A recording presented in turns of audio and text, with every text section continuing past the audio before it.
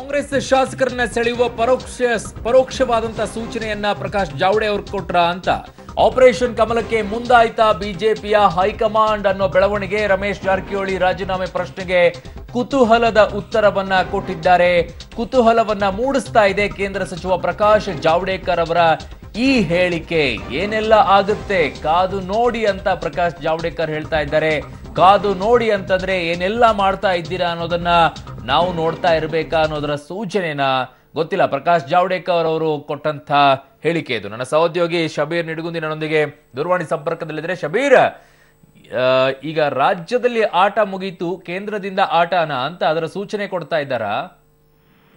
ಖಂಡಿತವಾಗ್ಲೂ ಅರುಣ್, ಈ ಹಿಂದೆ ರಾಜಸ್ಥಾನ ಚುನಾವಣಾ ಪ್ರಚಾರದ ಸಂದರ್ಭದಲ್ಲಿ ಪ್ರಕಾಶ್ ಜಾವಡೇಕರ್ ಮಾತೊಂದನ್ನ ಹೇಳಿದ್ರು. ಮುಂದಿನ ದಿನಗಳಲ್ಲಿ ರಾಜ್ಯದ ಮೈತ್ರಿ ಸರ್ಕಾರದಲ್ಲಿ ದೊಡ್ಡ ಧಮಾಕ ಆಗಲಿದೆ, ದೊಡ್ಡ ಬದಲಾವಣೆ ಆಗಲಿದೆ ಅನ್ನೋ ಒಂದು ಭವಿಷ್ಯವನ್ನ ನುಡಿದಿದ್ರು.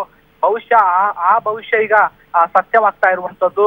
ರಮೇಶ್ ಜಾರಕಿಹೊಳಿ ರಾಜೀನಾಮೆ ನೀಡ್ತೀವಿ ಅಂತ ಈಗ ಒಂದು ಹೇಳಿಕೆಯನ್ನ ಕೊಟ್ಟಿರುವಂತದ್ದು. ಜೊತೆಗೆ ಅವರ ಬೆಂಬಲಿಗರು ಕೂಡ ಕೆಲವರು ರಾಜೀನಾಮೆ ನೀಡಬಹುದು ಅಂತ ಈಗ ಹೇಳಾಗ್ತಾ ಇದೆ. ಹಾಗಾಗಿ ಅವರನ್ನ ಸೆಳೆಯುವಂತ ಪ್ರಯತ್ನ ಈಗಾಗಲೇ ಬಿಜೆಪಿ ಮಾಡ್ಲಾಗ್ತಿದೆ ಅನ್ನೋದು ರಾಜ್ಯ ರಾಜಕಾರಣದಲ್ಲಿ ಚರ್ಚೆ ಆಗ್ತಿರುವಂತದ್ದು. ಇದೇ ಸಂದರ್ಭದಲ್ಲಿ ಪ್ರಕಾಶ್ ಜಾವಡೇಕರ್ ಅವರನ್ನು ಕೂಡ ರಮೇಶ್ ಜಾರಕಿಹೊಳಿ ಅವರು ಬಿಜೆಪಿಗೆ ಬಂದ್ರೆ ಅವರನ್ನ ಸೇರ್ಪಡೆ ಮಾಡ್ಕೊಳ್ತೀರಾ ಅನ್ನೋ ಒಂದು ಪ್ರಶ್ನೆಯನ್ನ ಇಟ್ಟಾಗ ಮುಂದೆ ನೋಡ್ತಾ ಇರಿ ಮುಂದೆ ಏನೆಲ್ಲ ಆಗುತ್ತೆ ಅನ್ನೋ ಒಂದು ಮಾತನ್ನ ಹೇಳಿರುವಂತದ್ದು. ಅದು ಸಾಕಷ್ಟು ಕುತೂಹಲವನ್ನ ಮೂಡ್ತಿರುವಂತದ್ದು.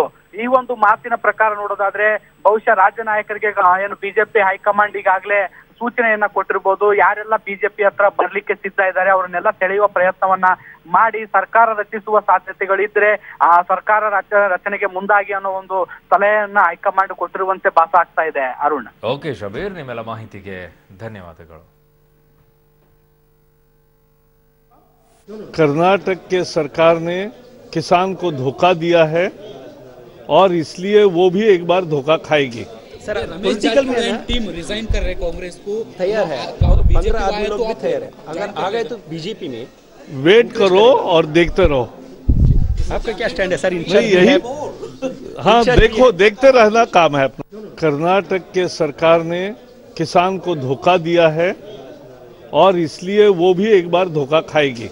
सर, पॉलिटिकल टीम रिजाइन कर रहे कांग्रेस को तैयार है, 15 आदमी लोग भी तैयार है। अगर आ गए तो बीजेपी में वेट करो और देखते रहो।